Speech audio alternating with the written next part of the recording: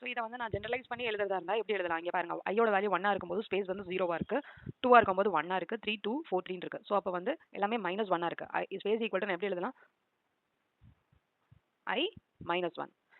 I -1 போட்டோம்னா 1 -1 0 ஆகும். இங்கே பாருங்க 2 -1 1 ஆகும். ஸோ ஸ்பேஸோட வேல்யூ வந்து எனக்கு I-1 வரைக்கும் நம்மளுக்கு வந்து ரன் பண்ணணும். ரன் பண்ணி நம்ம ஸ்பேஸ் பிரிண்ட் பண்ணணும். Okay. So next coming to the star. ஸோ ஸ்டாருக்கு எப்படி பிரிண்ட் பண்றோம்னு பாருங்க. ஸ்டாரோட வேல்யூ எவ்வளோ? ஃபர்ஸ்ட் ஐயோட வேல்யூ 1 இருக்கும்போது ஸ்டாரோட வேல்யூ எவ்வளோ இருக்கு?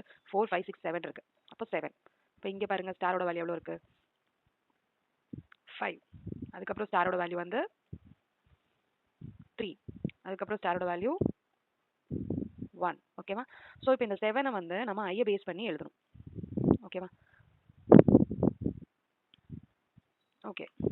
இந்த 7ங்கிறது ஒன்றும் இல்லை, நம்மளுக்கு என்னோட வேல்யூ என்ன இருக்கு? என்னோட வேல்யூ வந்து 4. கரெக்டா? என்னோட வேல்யூ 4 கொடுக்கும்போது எனக்கு எல்லாமே இந்த மாதிரி பிரிண்ட் ஆகுது. ஸோ நான் வந்து 2 × n பண்ணேன் அப்படின்னா எனக்கு எவ்வளோ வரும்? 8 வரும். ஓகேவா?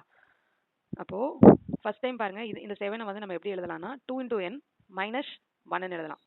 அதாவது ஸ்டாரை வந்து எப்படி எழுதலாம்?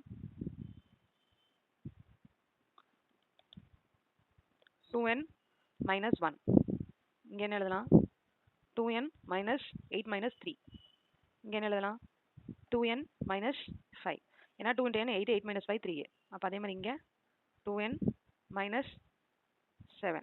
ஓகேவா? ஸோ 2nங்கிறது எனக்கு ஜென்ரலைஸ் பண்ணி எழுதியாச்சு. இப்போ அடுத்து இந்த 1 3 5 7 இருக்கு இல்லையா? ஸோ இதை வந்து எப்படி எழுதலாம்னு பார்க்கணும். ஸோ 1 வந்து நான் எப்படி எழுதலாம் அப்படின்னா, இல்லைன்னா ஃபர்ஸ்ட் 3க்கு பாருங்க, உங்களுக்கு அப்போ இங்க ஜென்ரலைஸ் பண்றதுக்கு ஈஸியா இருக்கும். 3க்கு வந்து எப்படி எழுதலாம்? ஐயோட வேல்யூ வந்து 2. ஓகேவா? ஸோ 2 வந்து நம்ம ஐ வச்சு எழுதும்போது எப்படி எழுதலாம்னு பார்க்கலாம். ஸோ 2n - 3க்கு பதிலா நம்ம 2 + 1 எழுதலாம் இல்லையா? 2ங்கிறது ஒன்றும் இல்லை, which is i. அப்போ இங்கே நான் i + 1 எழுதலாம். இங்கே வந்து பாருங்க